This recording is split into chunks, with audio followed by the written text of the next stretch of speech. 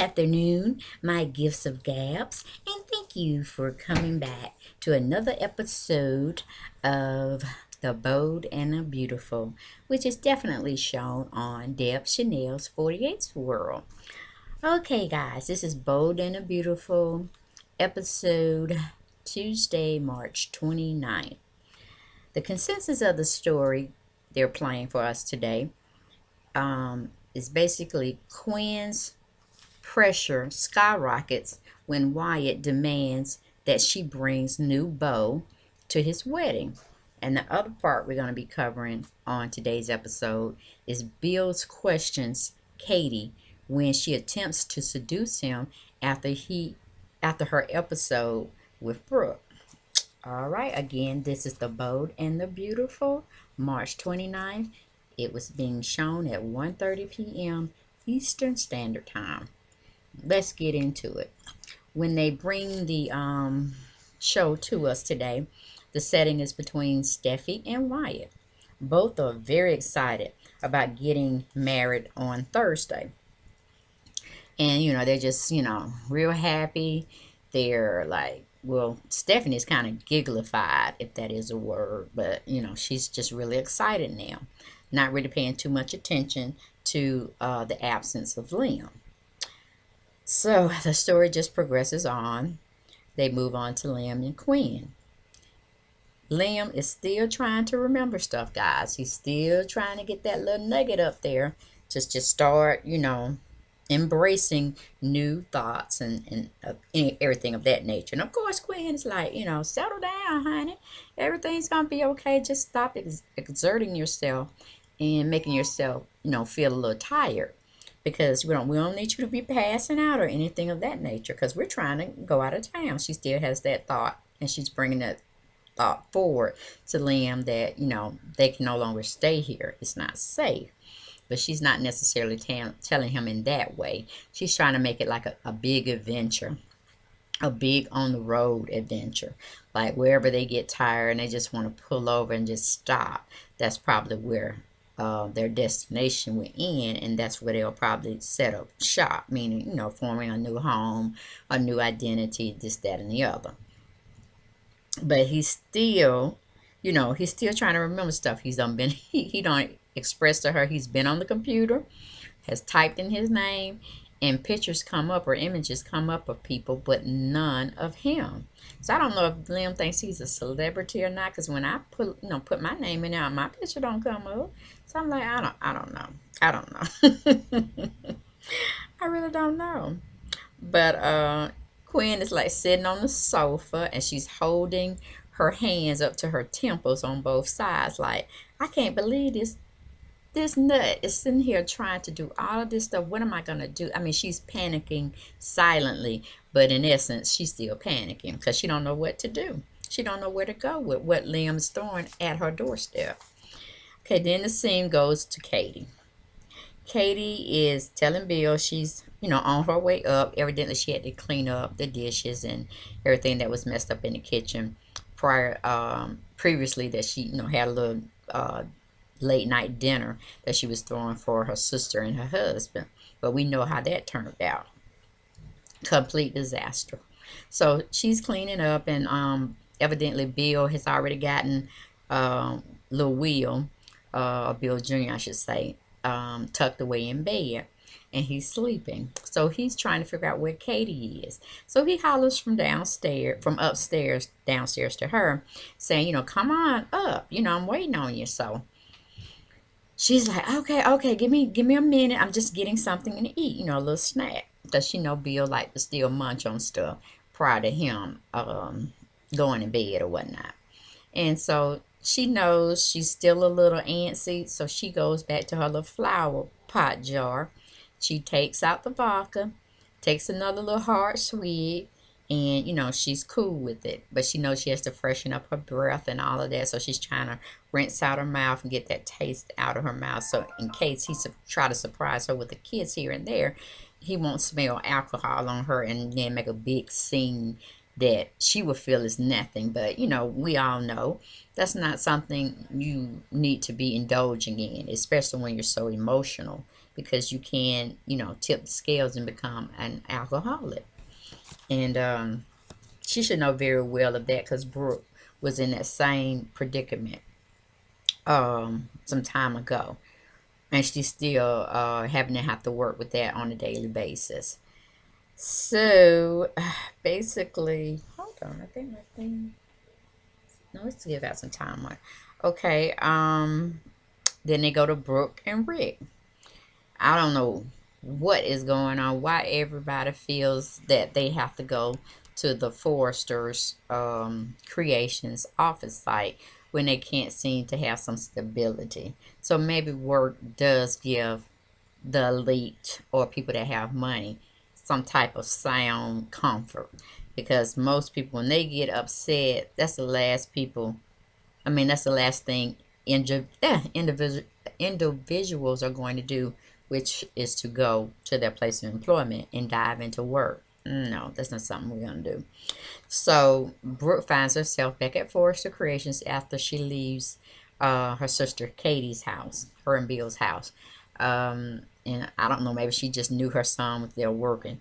So she went there trying to look at some stats or whatever, trying to engulf herself into work because she's miserable and she's upset about what had happened.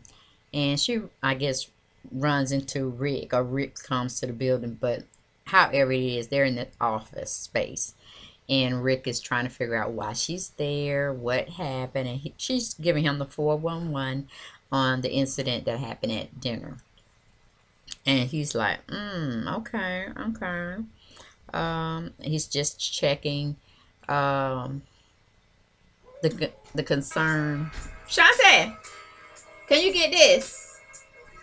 He's trying to ascertain everything that went on. And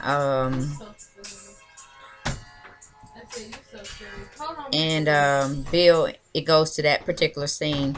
Then it goes to Bill and Katie. And Katie is trying to, get comfortable. And she's coming off as, how you call it? A little uneasy, a little disturbed, or whatnot. So she's basically trying to, feel things out.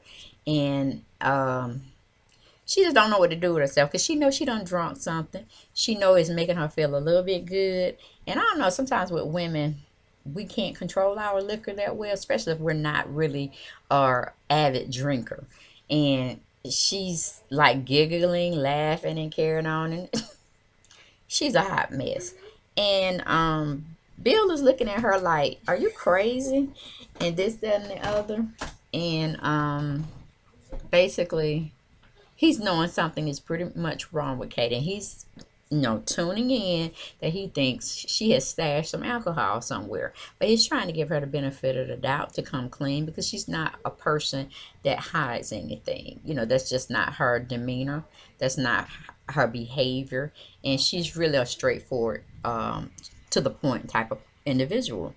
So he's like, okay, I'm going to let it slide for a minute. I'm going to let it slide because, maybe, with him wanting to embrace her or kiss her, she's basically, you know what I'm saying, a little antsy or a little, thrown off a little bit. So he's taking everything in the right way and trying to be supportive, but, he still has that question mark in the back of his head that he's going to somehow get to before the night's over with. So we go back to Brooke and Rick, and both are still discussing his Aunt Katie, when it's reference to Brooke, her sister, about her behavior and all her irrational behavior and attitude that she's bringing towards her, centering Brooke as the main element of her demise in a sense, or her whole personality changing for the worst. So, they're basically trying to figure out, how they can work together collectively to try to build up her self-esteem and letting her know that, they're there for her and this, that, and the other. But, Rick is still not really sure. He's thinking she needs to get some, more in-depth medical treatment. And, Brooke is somewhat agreeing as well. So we go on to Katie and Bill again. Katie is trying to explain to Bill about her goings and comings with everything that she's dealing with. She's trying to pretty much get back to a stable sense of being, but right now everything is just like closing up on her.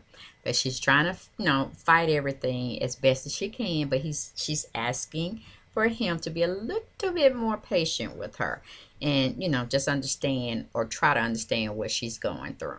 We leave that scene. We go back to Wyatt and Steffi.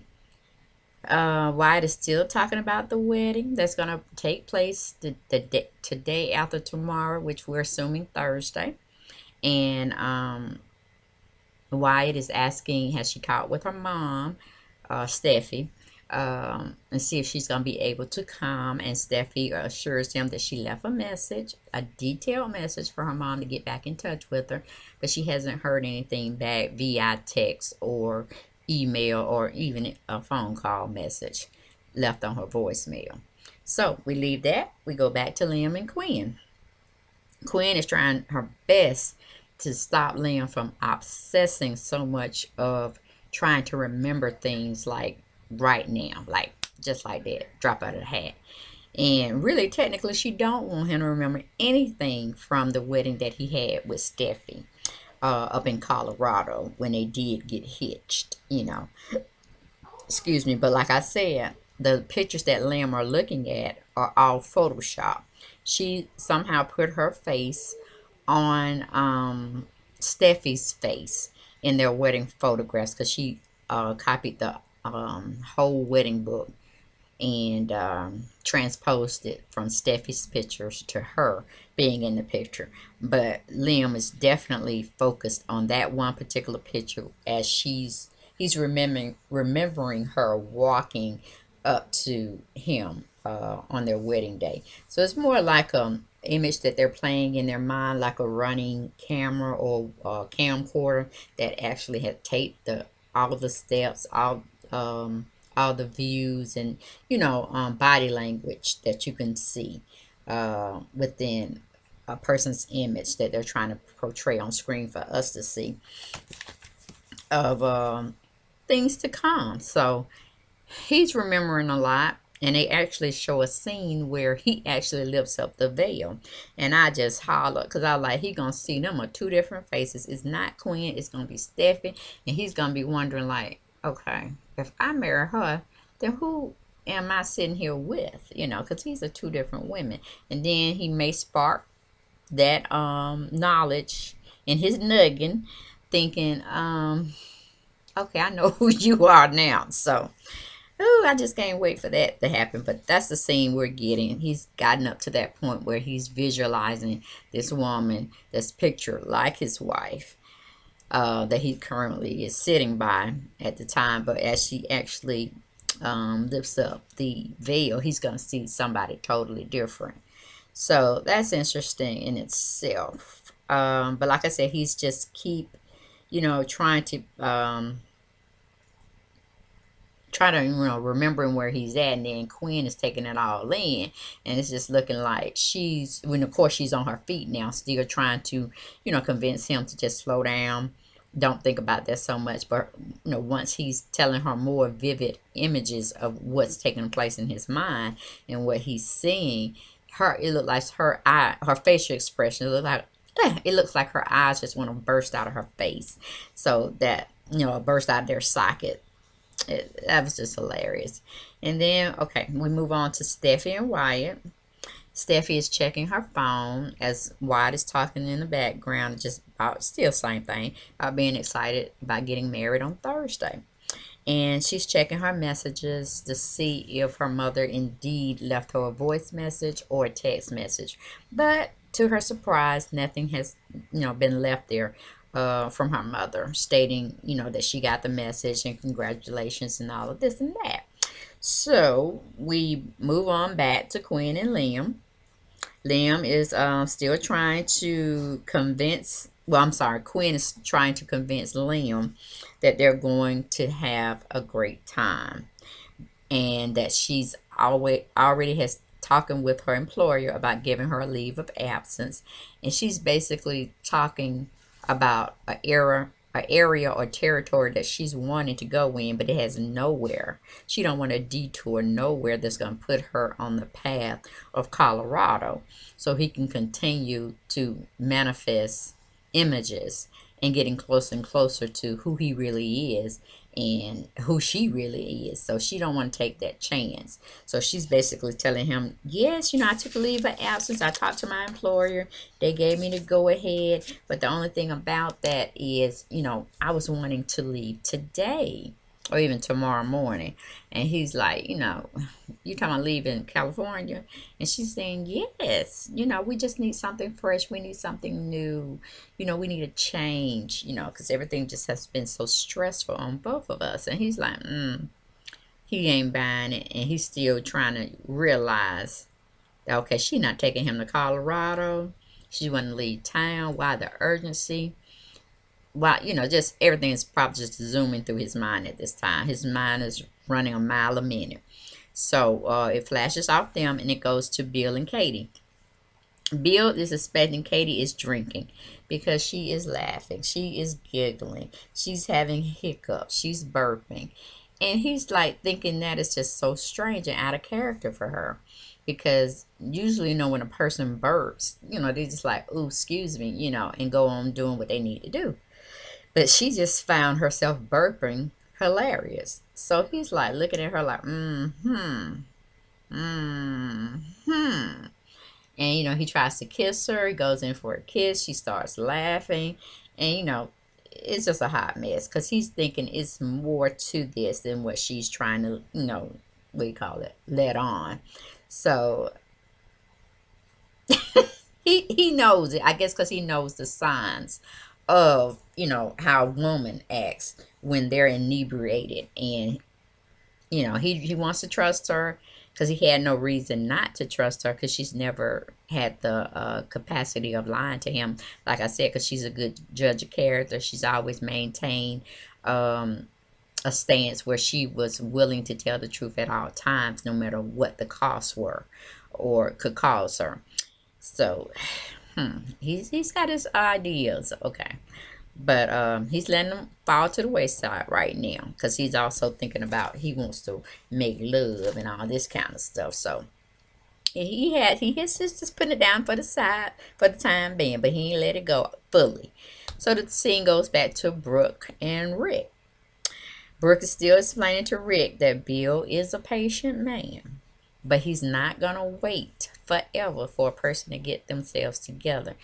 He don't care if they're mentally disturbed or they just running and having a bad day. He gonna need her to pull herself together, get the help she needs, and stay on course. He can only let a woman stay down for so long before he intervenes and he starts ripping off ultimatums.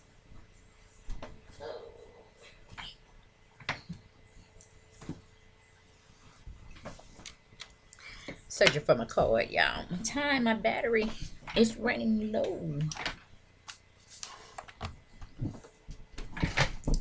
Okay, so there we are with that situation. Because Bill is, he can make all the mistakes he wants to. But in essence, he does snap back. He does go back to being Bill Spencer, the stallion. In other words, he can fall off his game and he's down and out for just a little bit of time. But, he does come back to center and he forges ahead. And he finds it to be the same way for the rest of the people that are in his life, whomever they are. Um, so she's explaining that to her son Rick that Katie has to pull herself together because she don't know that she's on a time frame, but Bill knows he only is gonna put up with so much, whether it's foolishness or whether it is something that's a medical concern, because he would pay anything to get anybody back in check the way he needs them to be. And he definitely has the money and the resources to do so. So, In other words, Brooke was saying if Katie don't step up her game and she loses her husband this time, it won't be because of her. And she won't be just waiting on the sideline. She going to participate in the game, meaning Katie's going to be out. So that's pretty much how she was basically trying to tell Rick, which is a big red flag because, she already told her sister that she's not interested in Bill anymore. That was in her past. That book is closed. That chapter is gone and not thought about anymore. But then she's doing, like I say, a replay. She's on the sideline waiting, for her time to come in to make the big score. So, it's a hot mess. Just a hot mess. So, then we go back to Ridge and Katie. Not Ridge and Katie, I'm sorry. Bill and Katie. And she's just coming out the bathroom, telling him she's okay now. She's got the hiccups under control, and she's getting back into her seductive, sexy type mood. And he's enjoying it. He's okay, like, okay, now this is the Katie I know. Yes, come on, give it to me, baby. And all that kind of stuff. So we pretty much know where that scene is going because she was just reassessing the situation of what he saw prior to her getting the hiccups under control. She's saying it's just maybe the medication. She had to start back on her medication that she hadn't taken in a while. So, it has this different mood swing. So she's using that in her defense to cover up any forethoughts Bill may have been thinking about her drinking again behind his back and lying about it. And pretty much, like I said, after that, they talk a little bit. It that goes to commercial, but basically you can pretty much know that they made love. Okay, so once commercial comes back, we go back to Steffy and Wyatt. Both share a kiss together, and then Steffy thinks about the idea that she's wanting to see this new man. Quinn has been held up in the mountains in their private cabin tucked away from society.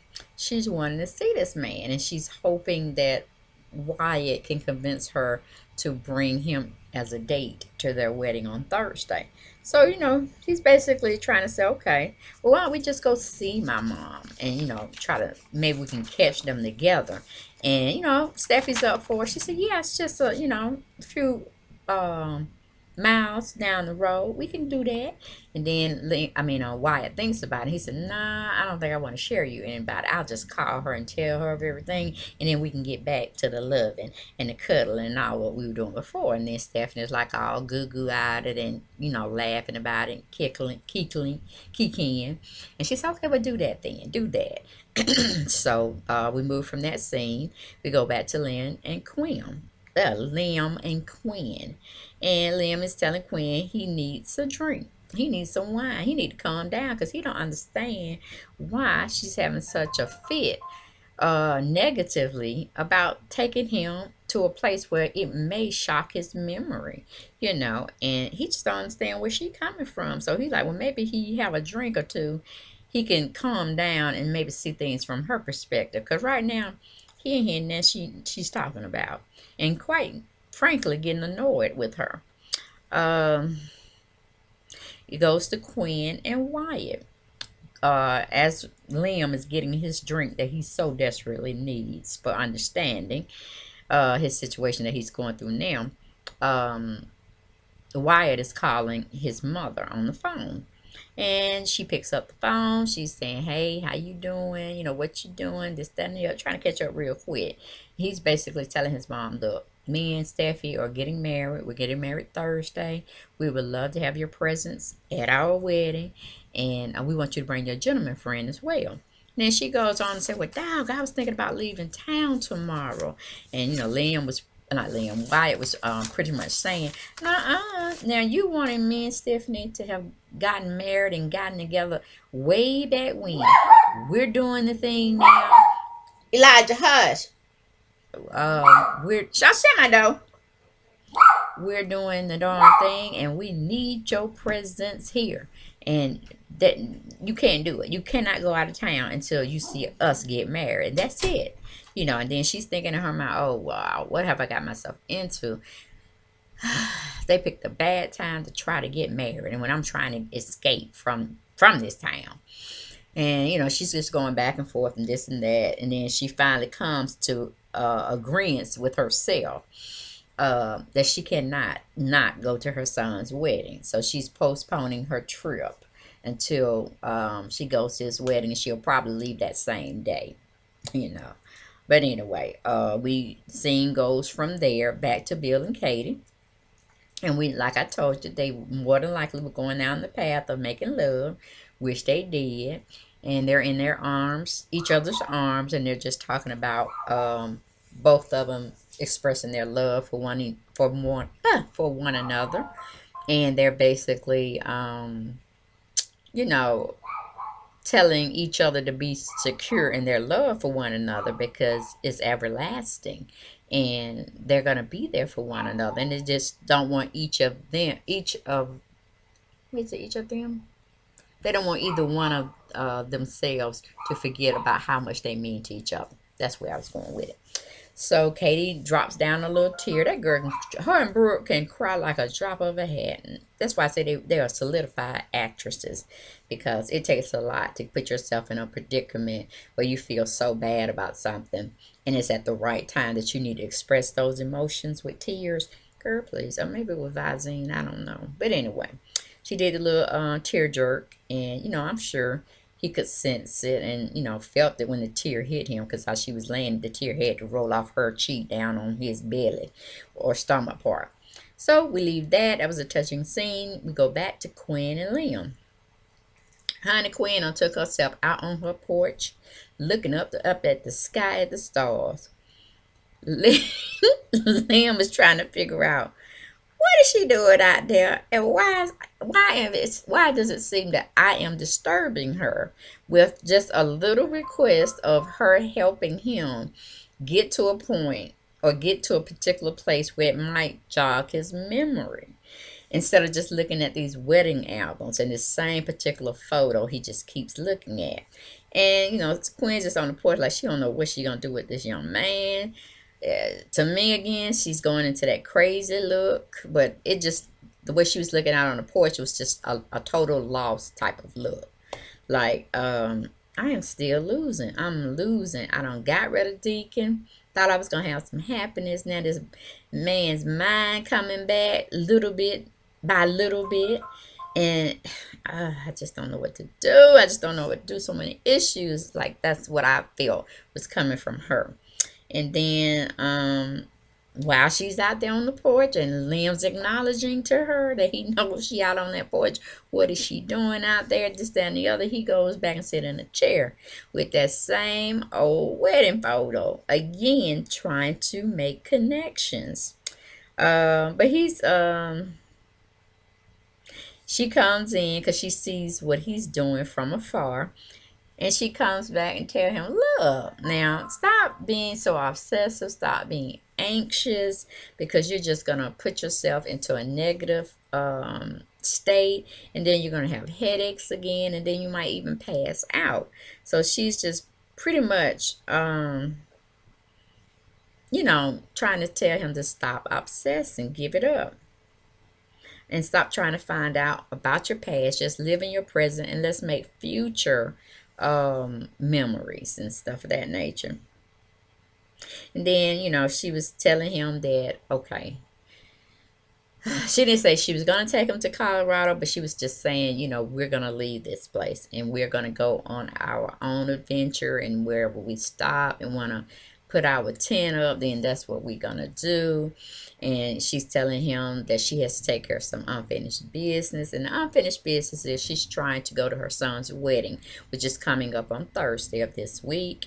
And, he's asking to go with her, to help her with whatever she has to do, because he's tired of being, tucked away in this secluded cabin area space that she has him held hostage in. But he don't know he's being held hostage. He's pretty much like, she's taking care of him, and she's doing the best things she can. And he was like, well, why are you always leaving me? And I was like, way he said it and way he looked, it was just like a little child telling you something like that when you know you have to go to work and they don't want you to leave them, or they want to go too, because they don't want to be left at home with whomever's going to keep them, or whatever daycare arrangements you have for them. You just know you got to go to handle your business. And he's like, you always leave me here, and I don't want to be left anymore. I want to go. And I was like, ugh. Ugh, that was just too much for me. Because I'm like, you acting like a baby now, son. You are a grown ass man. You do not need to be whining and acting and pouting the way you are. Ugh, that was just too much for me. Anyway, we move on from there. We go back to Wyatt and Steffi. Stephanie is asking Wyatt, I know your mama's not trying to not come to our wedding. Are you serious? She's the one been rooting for us and, making things happen to where we were together. And now she's trying to play like she don't want to come. She said, what's going on with that? I'm not understanding. And, he's agreeing with her. And he said, but he thinks he has her under control. She's coming. And he's definitely asked her to bring her bow. So I don't know how Quinn gonna get some older gentleman to come with her, or she's gonna come by herself and make up this elaborate excuse why the new person she's seeing couldn't make it.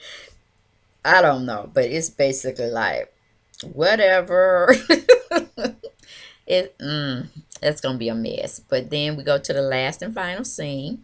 Liam is again looking at the photo album. This particular photo of Steffi coming towards him, or walking towards him in her short little mini skirt type of motif as a wedding dress, and she has this little cute veil and on her, not where it's not showing her face at all until he lifts it up.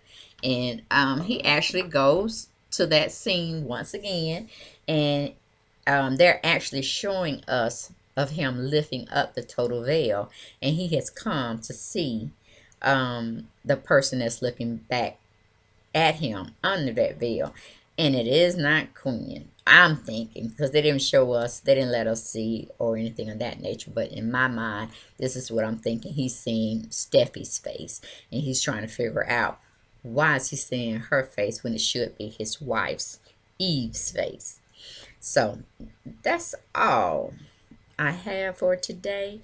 It was somewhat okay. I didn't like the part where they were just showing, you know, Brooke and Kate and all that going on again, fighting over Bill, which is a total hot mess. And then the only parts that I did like is Liam trying to get his memory back, fast forwarding and stuff, and Quinn just, losing all composure about herself because she thought she had everything on lockdown. But that's pretty much all I could get and loved out of the show today. So I hope you all enjoyed it. Again, this was Bold and the Beautiful, airing today, March 29th, which is Tuesday at 1:30. Rate, comment, and subscribe, and I will see you tomorrow, God willing, bringing you another episode of the Bold and the Beautiful. Okay, babies, y'all have a great afternoon, great evening, and tuck yourselves in. It's supposed to be kind of cold tonight as well, but I encourage the cold. I love the cold. I was born in January, so I'm cool. But okay, I'll talk to y'all tomorrow. Bye bye.